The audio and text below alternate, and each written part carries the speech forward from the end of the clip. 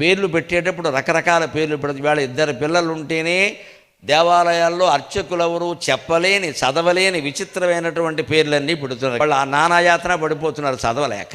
ఈ పేరు ఏమిటో అర్థమై చావదు. ఇలాగ మన ఇద్దరు విషయాల్లోనే ఇలా పెడితే 60 మందికి పేర్లు పెట్టాలంటే ఏం చేయాలండి? జీవితంలో ఉండే దశలన్నీ కలిపి ఆ పేర్లు పెట్టారు. మీరు గమనించండి. ప్రభవ మనిషి పుట్టడం, విభవ వైభవంతో కాస్త ఎదగడం, శుక్ల తెల్లగా శుక్లపక్షంలో చంద్రుల్లాగా వృద్ధి పొందడం, ప్రమోదూత తర్వాత తల్లిదండ్రులకు ఆనందం, ప్రమో అంటే ఆనందం అండి, ప్రమోదూత తల్లిదండ్రులకు ఆనందం కలిగించేటువంటి పనులు చేయడం, తర్వాత ప్రజోత్పత్తి అంటే సంతానాన్ని కలిగించడం, వివాహం చేసుకోవడం. ఇలాగ మధ్యలో అనేక రకాలుగా ఎన్నుంటాయి? రుధిరోద్గారి నెత్తురు కక్కుకునేంత కష్టాలు కూడా ఉంటాయి.